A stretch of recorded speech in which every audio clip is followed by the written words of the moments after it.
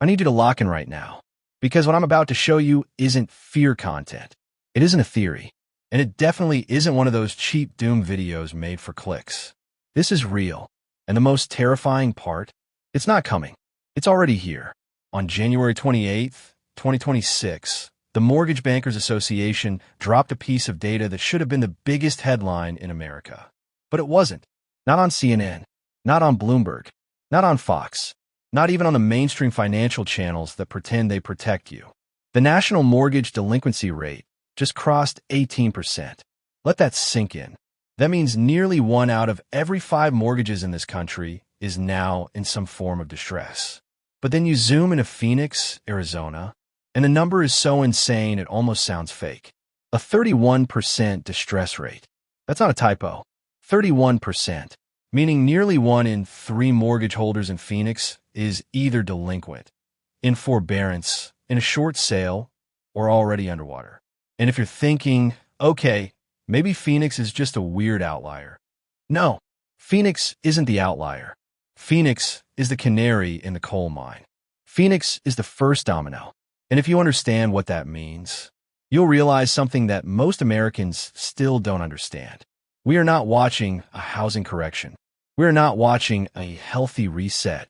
We are watching the early stage of a systemic housing collapse that will make 2008 look like a rehearsal. And I'm not exaggerating. In fact, the truth is worse, because the tools that saved the system last time, they're gone. The emergency forbearance programs, used up. The unlimited Federal Reserve backstops, politically toxic. The bailouts, the public would revolt. The government's ability to print trillions without consequences, that era is over. We are entering a housing crisis with an empty toolkit and a housing market that is more over-leveraged than it was in 2007. Now listen, over the next few minutes, I'm going to walk you through 3 things. First, exactly how we got here. Second, why the geographic concentration in Sunbelt markets like Phoenix signals a contagion pattern. And third, the 3 asymmetric plays that can protect your wealth and position you to capitalize on the largest residential real estate dislocation in modern history. By the end of this video, you'll have a framework most investors won't understand until they're watching their home equity evaporate in real time. So stay with me, because this is not a drill. Now, before we go deeper, you need to understand one foundational mechanism, one core framework, because if you don't understand this, you are flying blind. I call it the leverage amplification cycle, and it governs every major housing collapse in history. Here's how it works. Housing is unique because it runs on extreme leverage.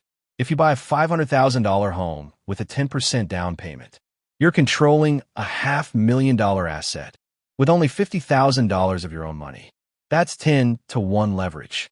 And in a rising market, leverage makes people feel like geniuses.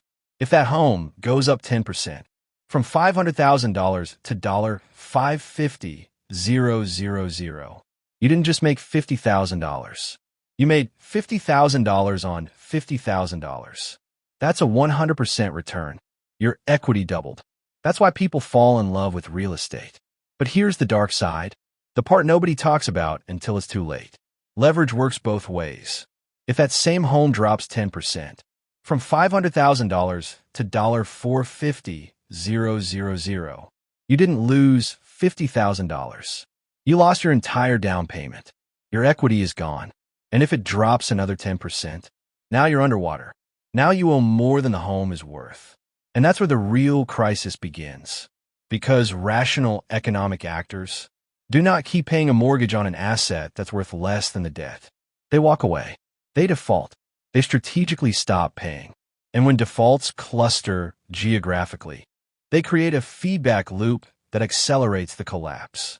This is the core thesis of everything happening right now.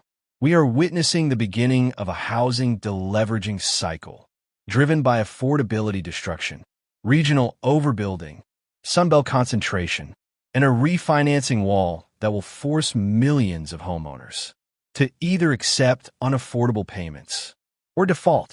And when this cycle accelerates, it doesn't just destroy people, it transfers wealth from over-leveraged homeowners to cash-rich buyers who have patience and dry powder and the discipline to wait for true distress.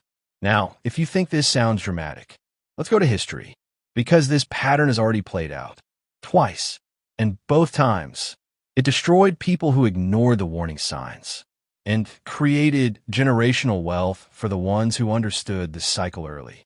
The first parallel is the Great Depression. Most people only remember the stock market crash of 1929, but the real wealth annihilation happened in housing between 1930 and 1933. Home values fell by an average of 30% nationally, but in certain markets, 50% or more. Foreclosure rates exploded. Families who had built equity for decades lost everything. Banks who had written mortgages with weak down payments found themselves holding properties worth half the loan value. The feedback loop was brutal. Foreclosures flooded the market. Inventory exploded. Prices fell further. Falling prices triggered more defaults, and the system seized. But here's what matters most. The people who preserved and multiplied wealth during that period were not the ones trying to buy the dip in housing. They moved into hard assets. They bought distressed debt. They waited. They held cash. They bought farmland at pennies on the dollar. They bought gold before Roosevelt revalued it. And then, when the bottom finally formed, they deployed capital into real estate at Depression-era prices. The lesson from the 1930s is simple. Housing collapses are not uniform. They cluster geographically. They accelerate through leverage. And the wealth transfer goes to those who have liquidity. Now, the second parallel is 2008. And this one is even more relevant because we are now facing many of the same structural imbalances, but with differences that make the current setup more dangerous. In the mid-2000s, housing was driven by speculative mania, subprime lending, and the belief that home prices could never fall. Sound familiar? By 2006, the cracks appeared. Delinquencies started rising in Las Vegas, Phoenix, Florida, the Sunbelt, the same places again. They were the canaries in the coal mine. But the mainstream narrative was, it's isolated, it's not systemic. Then 2007 hit, and the contagion spread. Mortgage-backed securities collapsed. Bear Stearns failed. Lehman collapsed. And the global financial system came within hours of a total shutdown. The Fed responded with the most aggressive intervention in modern history. Rates to zero. Unlimited quantitative easing, bank backstops, homeowner forbearance, liquidity floods. It worked in one sense. It prevented total collapse. But what most people forget is, it took nearly a decade for housing to fully recover. Millions still lost their homes.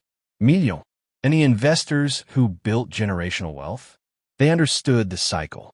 They moved into cash and metals before the crash. They waited for peak fear. Then in 2010 and 2011, when prices had fallen 40 to 60% in the hardest hit markets, they deployed, and those properties later appreciated 3x to 5x. Some of the most asymmetric returns in modern investing history. The lesson from 2008? Housing crises create binary outcomes. You either get crushed by deleveraging, or you position yourself to profit from it. There is no comfortable middle. Now, let's connect this to today, because this is where it gets terrifying. As of January 2026, mortgage delinquencies are reaching levels not seen since 2008. But here's the difference. In 2008, the problem was mostly subprime adjustable rate loans, weak borrowers, bad lending, predatory products. Today, the problem is broader. It's hitting prime borrowers, fixed-rate mortgages, homeowners who are creditworthy by every metric. This isn't a subprime problem. This is an affordability problem, a cost of living problem, a wage stagnation problem, a reality problem. Let me walk you through the math, because once you see it, you cannot unsee it. The median home price in America is around $420,000. At a 7% mortgage rate, a 30-year fixed loan with 20% down is roughly $2,200 a month. Then you add property taxes, insurance, maintenance, and suddenly you're not paying $2,200. You're paying $3,000 to $3,500 per month. Now, compare that to income. The median household income is around $75,000 per year. That's about $6,200 per month before taxes. After taxes, that family takes home maybe $4,500 to $5,000. So if housing costs are eating $3,000 to $3,500, that's 60 to 70% of take-home income. That is not a market. That is a pressure cooker. The traditional rule? Housing shouldn't exceed 30% of gross income. We are double that. And that is why delinquencies are exploding. Not because people are lazy, not because they're irresponsible, but because the math doesn't work anymore. Food went up, energy went up, insurance went up, childcare went up. Everything went up faster than wages. So even fixed-rate homeowners are breaking. Now, let's talk about Phoenix. Because Phoenix is not random. Phoenix is a perfect storm. It was one of the fastest-growing metros in America. Population surged. Construction boomed. Prices exploded between 2020 and 2022. But that growth was built on three assumptions that are now collapsing. Assumption number one, remote work would permanently sustain demand. Assumption number two, low interest rates would continue forever. Assumption number three, the local economy could absorb the influx without wage stagnation. All three assumptions are dead. Remote work is reversing. Return to office mandates are real. Rates are no longer 3%. They're 7%. And wages in Phoenix didn't rise fast enough to keep up. So what do you get? A market that is overvalued, overbuilt, and overleveraged. Homeowners who bought in 2021 and 2022 with minimal down payments are now underwater. Their homes are worth 15 to 20% less than they paid, and their mortgage consumes an insane portion of income. At that point, walking away becomes rational, and that is exactly what is starting to happen. That 31% distress rate, it includes foreclosures, forbearance, short sales, deeds in lieu, all forms of default. And when that level of default clusters in one metro, it creates a downward spiral. Now here's the part that makes this more dangerous than 2008. In 2008, banks and governments slowed foreclosures. They modified loans.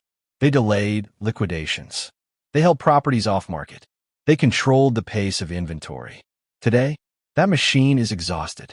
Politically, economically, and structurally, the government cannot afford another multi-trillion-dollar bailout. The deficit is already insane, and public appetite for saving over-leveraged homeowners, it's basically zero. And the banks? They're not even holding most of the mortgages anymore. Most loans are securitized, sold through mortgage-backed securities. Banks are servicers, not owners. They don't have the incentive to hold inventory back. In fact, many contracts force them to liquidate non-performing loans quickly, meaning when the foreclosure wave hits, the inventory will flood the market faster than 2008, and that triggers a price discovery event. A brutal one. We're already seeing it in Phoenix. Homes that sold for $450,000 in 2022 are now listed at $350,000 and sitting 60 to 90 days with no offers. That's a 22% nominal decline, and in real inflation-adjusted terms, closer to 30%. Now, let's talk about the accelerant, the thing that turns a regional fire into a national inferno, the refinancing wall. This is the part almost nobody is paying attention to, and it's going to blindside millions. Over $1.3 trillion in mortgage debt is scheduled to reset or refinance in 2026 and 2027. Adjustable rate mortgages, interest-only loans, products originated during the low-rate mania of 2020 and 2021. When these loans reset, borrowers face payment shocks of 40 to 60%. Imagine this.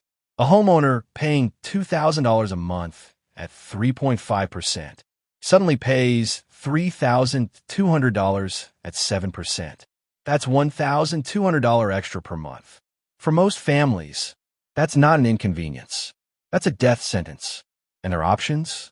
They can't refinance in a lower rates. Rates are higher now. They can't sell. They're underwater. They can't afford the new payment. So what's left? Default. This is what I call the maturity wall crisis. And it's the same mechanism destroying commercial real estate. The difference? Residential mortgages touch far more people. When millions hit that wall simultaneously, defaults spike vertically, and that's when the feedback loop goes exponential. Now, let's talk about the 3 asymmetric plays. Because if you understand these, this crisis can become an opportunity, but only if you have discipline. The first play is patient capital in distressed residential real estate. And listen carefully. You do not buy now. Not yet. We are in the early stage. Prices are falling, but the bottom is not here. The real opportunity comes when defaults peak, when inventory is maximum, when a mainstream narrative becomes, housing will never recover. That moment, that's when you deploy. That's 2027, maybe 2028. The strategy is simple.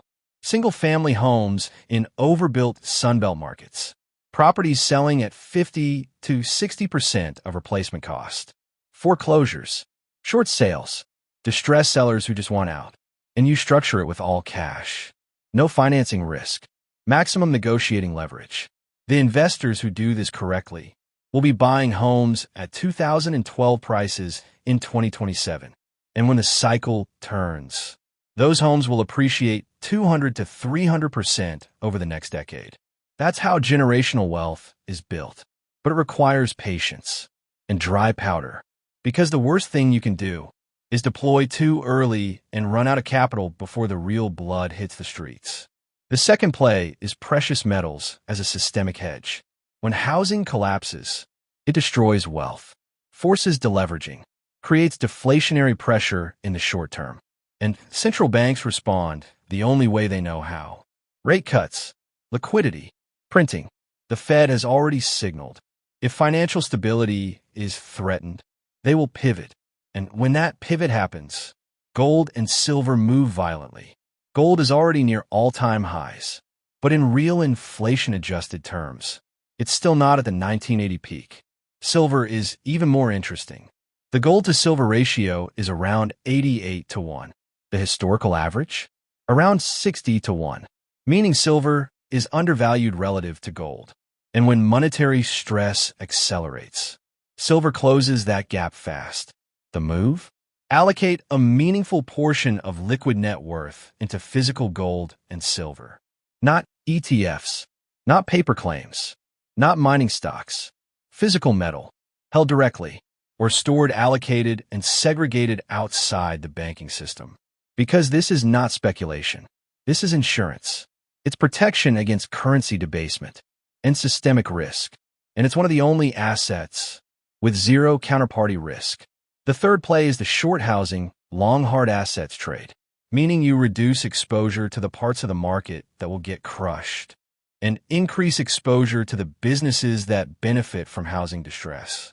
That means avoiding homebuilder stocks, residential REITs tied to price appreciation, mortgage-backed security exposure, because those are value traps. They look safe until earnings collapse. Instead, you focus on counter-cyclical winners, distressed debt specialists, foreclosure legal services, property management firms, single-family rental operators, discount retailers, bankruptcy and restructuring businesses. Because when homeowners become renters, rental demand explodes, occupancy rises, pricing power increases, and those businesses outperform while the traditional housing sector collapses. Now here's the bigger problem. Phoenix is not alone. We're seeing similar patterns in Las Vegas, Austin, Boise, parts of Florida, markets that share the same DNA. Rapid population growth, speculative buying, investor mania, adjustable rate concentration, affordability ratios completely broken. And when one tips, it spreads, because housing markets are interconnected through mortgage-backed securities, migration patterns, investor psychology. If Phoenix collapses, buyers in Austin hesitate. If Austin collapses, buyers in Boise freeze. And the feedback loop becomes self-reinforcing, just like 2007. And here's the data point that should terrify you. Home prices went negative year over year nationally in December 2025 for the first time since 2011. That is the inflection point. That is when the narrative shifts from soft landing to hard landing. And once the narrative shifts, the wealth destruction accelerates. Because homeowners who bought in the last 3 years have no equity cushion. The next 10% drop wipes out millions of households' equity completely.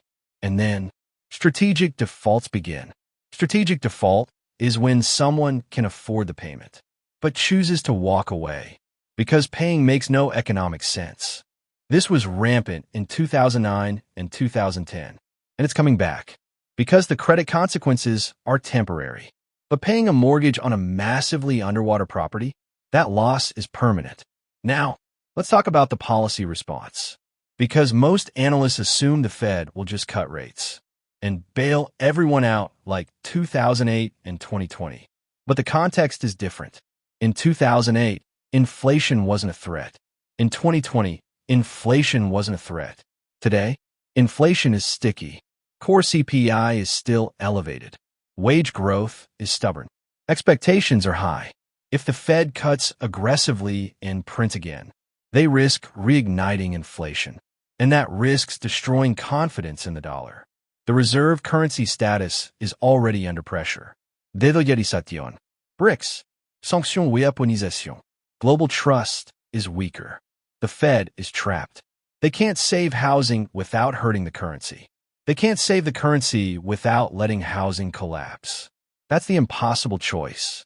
And that's why I believe the policy response this time will be slower, more limited, and less effective. No 5 pesos trillion basoka. No blank check bailouts. Just targeted programs, political theater, and millions of homeowners sacrificed to preserve a system. Now listen to me carefully. Here's what you need to do right now. This week. Not next month. Not next year. Right now.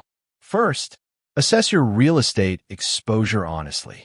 If you own a home in a Sunbelt market that surged 2020 to 2022, calculate your loan-to-value. If you're above 80%, you're at risk of being underwater within 12 months. You need to decide, sell now and lock equity, or ride it out and accept the risk. There's no perfect answer, but you need to choose with open eyes. Second, if you're sitting on cash, waiting to buy, do not buy yet. I don't care how good the deal looks. Prices are going lower. Distress hasn't crested. Your best opportunities are in 2027 and 2028. Use this time to build liquidity. Research markets. Build relationships with distressed brokers and auction platforms. The wealth transfer happens at the bottom, not during the fall. Third, if you don't own precious metals, start building that position. Physical, coins and bars. Treat it like insurance. Because when the Fed pivots, those metals will be your lifeline. Fourth, reduce exposure to housing equities. Home builders, mortgage REITs, anything tied to housing volume and price appreciation. These are value traps. Earnings are about to collapse. Get out while liquidity still exists. Fifth, build an emergency reserve. 12 to 18 months of expenses. In cash or cash equivalents. Not in home equity. Not in your brokerage account. Liquid. Accessible. Because when housing collapses, layoffs rise, credit tightens, access to capital dries up, and the people who survive are the people with liquidity. Sixth, if you're a serious investor, start building your network now. Foreclosure attorneys, distressed asset brokers, private lenders specializing in non-performing loans. Because the best deals never hit the MLS. They move through private channels. And you want to be inside that circle before the panic. Now here's the question I want you to answer in the comments. And I genuinely want to know, do you believe the 18% national delinquency rate and the 31% Phoenix distress rate are isolated regional issues? Or do you believe this is the beginning of a national housing collapse? And if you believe it's a collapse, what are you doing right now to protect yourself or position for the opportunity? Drop your answer below, because the collective intelligence of this community is what makes it powerful. And if this breakdown gave you a framework, if it helped you understand what's happening and what to do next, then I need you to do two things. First, subscribe. Turn on notifications. Because I'm tracking delinquency data, foreclosure auction volume, regional price movements, and policy responses in real time, and you need to be plugged in. Second, share this video with anyone you know who owns real estate or is thinking about buying, because the mainstream media won't tell them this. They won't explain the refinancing wall. They won't explain the affordability trap. They won't connect the data, and they definitely won't give an action plan.